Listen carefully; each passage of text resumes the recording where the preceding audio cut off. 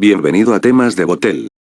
En esta ocasión seguimos investigando a fondo el caso Steven Spielberg, el judío más famoso que llegó a revelar en el documental de HBO, que llegó en su niñez a tener vergüenza de su herencia judía, y que ahora le da vergüenza haber pensado de esa forma en su vida. Uno de los más grandes cineastas de la historia que oculta un gran lado oscuro. Poco a poco daré más temas acerca de sus películas, fundaciones, políticas, y casos polémicos. Hoy revisaremos un poco de su carrera, pasando por las polémicas de sus fundaciones y documentales que nadie te cuenta en los medios basuras, o en canales de cinéfilos, para pasar al caso más raro que se ha pasado por alto en los últimos tiempos. Me refiero a su intento de violación por un tipo demasiado raro y depravado, que incluso se le detectó síntomas que posee las víctimas del MKUltra. ¿Qué coños fue ese evento extraño que llegó a publicarse en las noticias mundial? ¿Alguna clase de advertencia para el director? ¿Algún intento de asesinato mordido al estilo de Gianni Versace? Porque más adelante hablaremos de las secuelas que le dejaron a Spielberg después de este evento que reflejan cosas extrañas. Un poco de su biografía no contada, rápida y crudita. Steven Spielberg, nacido el 18 de diciembre de 1946 en Cincinnati, es un director y productor, también es escritor. Es acreditado con la producción de algunas películas de más alta recaudación en la historia de Hollywood hasta el momento. Según la revista Forbes, su fortuna es de unos $3.700 millones en marzo de 2017. Durante años ha sido un reconocido activista y un excesivo propagandista del Holocausto, habiendo realizado varios documentales, que tanto revisionistas en los Estados Unidos y foros de crítica los han denunciado de fraudulentos. También fue responsable de 2 películas sobre la esclavitud donde la presenta como un fenómeno promovido únicamente por el cristianismo blanco en los Estados Unidos, cuando la realidad histórica es que las mayores casas del negocio de esclavos negros, estaba dirigido por empresarios judíos. Un tema que jamás verás en una película de Hollywood hasta que ocurra la segunda venida de Cristo. Uno de los detalles que más esconde entre sus cuentos vagos Spielberg, y que puede dar teorías a que este director es toda una industria prosionista sembrada herméticamente en Hollywood, es que Spielberg fracasó al intentar ingresar en la Universidad Southern en California para estudiar cinematografía, fue rechazado aún con sus filmes de prueba, aunque logró luego ser admitido en la Universidad del Estado de California, pero desde luego, un centro de menor categoría. Y aún así el supuesto máximo rey Midas del cine, no pudo finalizar la carrera abandonándola en 1968. Para después convertirse en el director más famoso del mundo. Vaya, curioso dato, ¿no creen? En el año 2002 recibiría finalmente su diploma de graduación, a pesar del descaro de nunca reconocer en entrevistas, que La lista de Schindler está basada en una novela ficticia del escritor Thomas Kennedy, que ni siquiera es de origen polaco. Spielberg y los más grandes medios de la industria del entretenimiento, continúan difundiendo la cinta de 3 horas, como una clase de lección histórica. Esto ha provocado serios debates no solo en Norteamérica, sino en Europa y críticas fuertes a su persona, incluso involuntariamente, llevando al caso a una conspiración judía, por cambiar hechos históricos con propaganda cinematográfica. Y eso nos lleva a su fundación Shoah. En 1994 funda la organización sin ánimo de lucro Survivors of the Shoah Visual History Foundation, que en 5 años reunió alrededor de 52.000 testimonios en vídeo de supuestos sobrevivientes, los cuales servirían para hacer pasar por verídicas las sádicas historias producidas por el cineasta. De entre ellos, seleccionó algunos testimonios repitiendo diversas propagandas de atrocidad que circularon en la Segunda Guerra Mundial y resultaron ser probados como un fraude. Tal fue el caso de las lámparas de piel humana, por ejemplo. No obstante, entre esas decenas de miles de testimonios, hay por supuesto personas contando la verdad de la vida en Auschwitz, confirmando la existencia de actividades recreativas como teatro, liga de fútbol, coro y biblioteca en el supuesto campo de exterminio. Esos testimonios fueron convenientemente anulados por Spielberg. El revisionista estadounidense Eric Hund logró posteriormente acceder a estos testimonios y elaborar una refutación a los últimos días de Spielberg con su filme, Los últimos días de la gran mentira. También hay testigos contando que se pagaba a los supuestos trabajadores esclavos con bonos que podían utilizar, por ejemplo, para pagar en la cantina. Si bien desde hace mucho tiempo existen películas del Tercer Reich de la misma época de la guerra, que muestran la realidad de Auschwitz, estas eran denostadas como pura y simple propaganda del régimen alemán, sin ningún valor histórico. Gracias a Spielberg y otros, hoy sabemos que existen testimonios que confirman las comodidades de que disfrutaban los judíos mientras las condiciones impuestas por la guerra y los bombardeos aliados lo permitieron. Tal cual ocurre con el Museo del Holocausto, se intenta amontonar materiales y testimonios a gran escala bajo el eslogan: existen muchas pruebas. Pero a menudo muchos de estos registros históricos acaban demostrando exactamente lo contrario de lo que se desea. El caso del intento de violación. En 1997 un individuo enloquecido intentó secuestrar y violar al director de Jurassic Park, Steven Spielberg, porque lo rechazó para un trabajo. Jonathan Norman, un individuo con poca información de sus orígenes, se puso furioso cuando la empresa del director, DreamWorks, empresa fundada por Steven, le envió una carta de rechazo y escribió mal su nombre. Norman, de 31 años, se dirigió a la mansión de Spielberg en Los Ángeles para secuestrarlo y abusar sexualmente de él, pero fue arrestado cerca de la propiedad de Spielberg. Llevaba cuchillo, esposas y un rollo de cinta adhesiva. Estos son los detalles. El 23 de junio de 1997, Steven Spielberg dejó su residencia en Pacific Palisades y voló a Irlanda, donde se le unieron su esposa e hijos. El 29 de junio, Norman condujo un Jeep Cherokee alquilado a la residencia de Spielberg y apretó el botón del intercomunicador en la puerta. Cuando Steven López, un guardia de seguridad, llegó a la puerta, Norman dijo que trabajaba para el socio de Spielberg, David Geffen, y exigió ver a Spielberg. López sabía que los Spielberg estaban fuera de la ciudad y le dijo a Norman que se fuera. Norman miró a López y luego se fue. Varios días después, Norman llevó a un amigo, Charles Markovich, a la casa de Spielberg, abrió su agenda y le mostró a Markovich una fotografía de la cabeza de Spielberg pegada a una foto de un cuerpo masculino desnudo. El 9 de julio, Norman le dijo a Markovich que iba a escalar el muro de la residencia de Spielberg y violarlo. Alrededor de la 1:25 am del 11 de julio, un oficial de seguridad de Wested, William Hunter, notó un Land Rover estacionado en una posición extraña al otro lado de la calle de la residencia de Spielberg.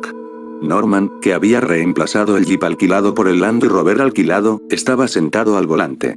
Cuando Hunter rechazó la historia de Norman sobre problemas con el motor y le dijo que se fuera, Norman obedeció. Unas horas más tarde, alrededor de las 7 am, Wested respondió a varias llamadas que informaban sobre un hombre en los patios traseros de las casas cercanas a la residencia de Spielberg. Uno de los oficiales, Manuel Hernández, vio a Norman, palo en mano, de 1,5 metros, corriendo por el césped y saltando vallas. Hernández lo persiguió y encontró a Norman escondido debajo de unos arbustos. Cuando Norman levantó las manos en respuesta a una orden de Hernández, Norman dejó caer su agenda, revelando fotografías recortadas de Spielberg. Norman le dijo a Hernández que estaba huyendo del chacal y también dijo que era el hijo recién adoptado de Spielberg. La policía llegó y se hizo cargo de Norman.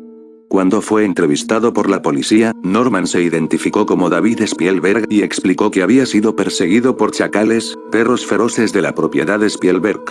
Norman fue liberado alrededor de las 10:30 am. Alrededor de las 5:10 pm, Norman regresó a la residencia de Spielberg y estacionó el Land Rover a unos 100 pies del camino de entrada de Spielberg, directamente frente al automóvil de López. Aproximadamente 20 minutos después, López vio el Land Rover, reconoció a Norman, llamó a otro oficial de seguridad y le dijo que llamara a la policía. Mientras López miraba, Norman hizo retroceder el Land Rover hacia el camino de entrada y hasta la puerta como si estuviera tratando de abrirla, luego se alejó. Cuando llegó la policía, encontraron el auto desocupado de Norman estacionado a unas 2 cuadras de la residencia de Spielberg. Los oficiales esperaron hasta que Norman regresó, lo detuvieron y lo registraron, encontrando esposas, un cortador de cajas y cinta adhesiva en su persona y una agenda con fotos de Spielberg y multas de estacionamiento emitidas para ambos. Cuando se le preguntó qué estaba haciendo en el área, Norman dijo que tenía una cita con Spielberg sobre un guión que involucraba a un hombre violando a otro hombre, y que las esposas y la cinta eran accesorios. No se encontró ningún guión en el coche. Norman fue puesto en espera de 72 horas, que luego se extendió. El 14 de julio, un agente de seguridad notificó al abogado de Spielberg, Bruce Ramer, sobre los eventos del 29 de junio y el 11 de julio. El 17 de julio, Norman fue puesto en libertad y Ramer fue notificado.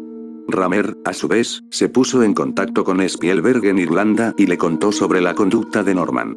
Ramer también le dijo a Spielberg que Norman tenía los nombres de la esposa y los hijos de Spielberg en su agenda, que llevaba esposas, cinta adhesiva y un cortador de cajas, y que Norman tenía antecedentes de conducta agresiva previa. Spielberg, temiendo por su familia y por sí mismo, autorizó medidas de seguridad adicionales en la casa de Pacific Palisades, para la residencia de su madre en Los Ángeles, y para él y su familia en Irlanda y luego en Inglaterra. El 18 de julio, Norman fue arrestado por una violación de la libertad condicional no relacionada. El 21 de julio, y nuevamente el 4 de agosto, confesó a la policía que había ido a la casa de Spielberg la noche del 11 de julio, con la intención de violar a Spielberg y que, durante semanas antes de esa noche, se había sentido atraído y obsesionado sexualmente con Spielberg.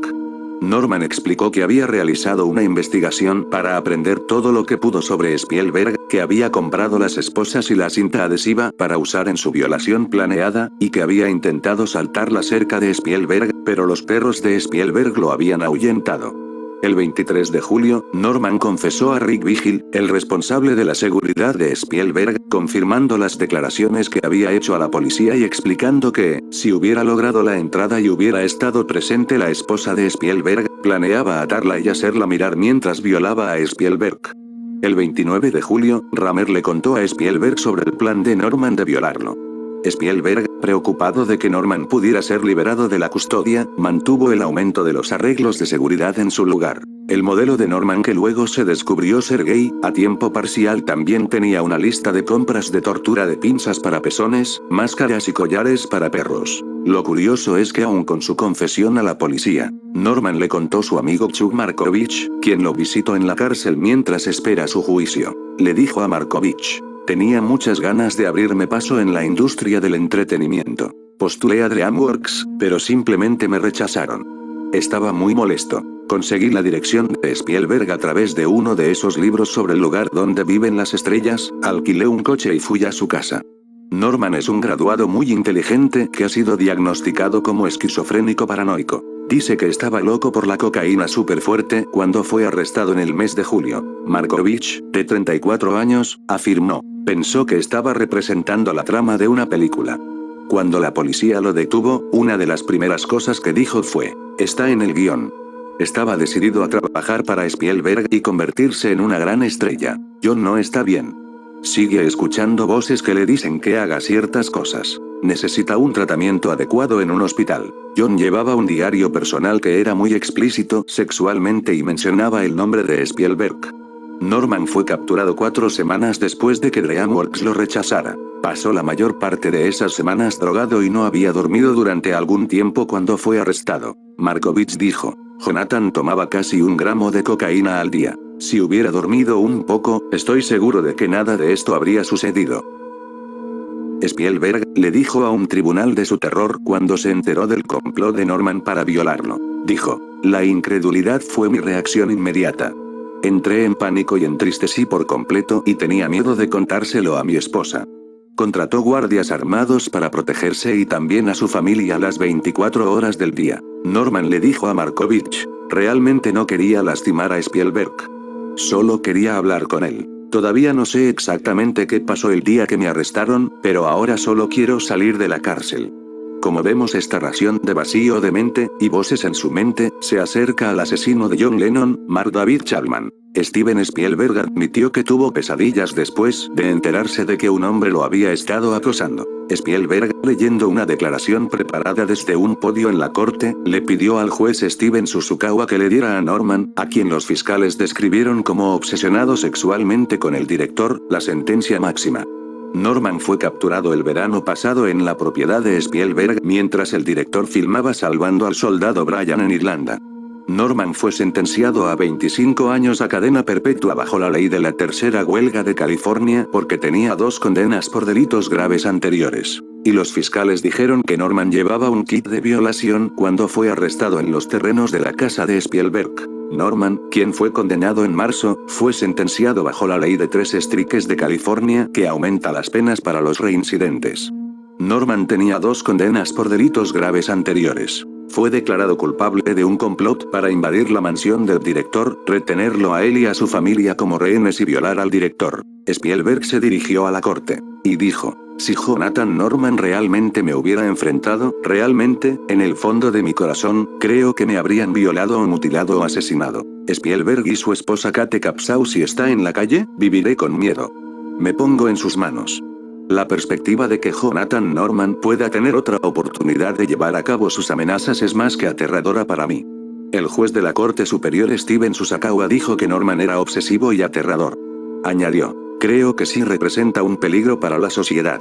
Los fiscales describieron a Norman como obsesionado sexualmente con el director. El señor Spielberg abandonó el tribunal después de dirigirse al juez Susakawa y no estuvo en el tribunal para escuchar la sentencia. El abogado defensor de Norman, Charles Kringler, afirmó en su momento que planearía una apelación. La terrible experiencia de Spielberg es una más, de una larga lista de casos de acoso de celebridades. Madonna fue aterrorizada durante 5 años por Robert Hoskins, un vagabundo solitario que temía rebanarla de oreja a oreja. Otras estrellas que han recibido atenciones no deseadas de acosadores incluyen a Sylvester Stallone, Cher, Olivia Newton-John y Michael J. Fox.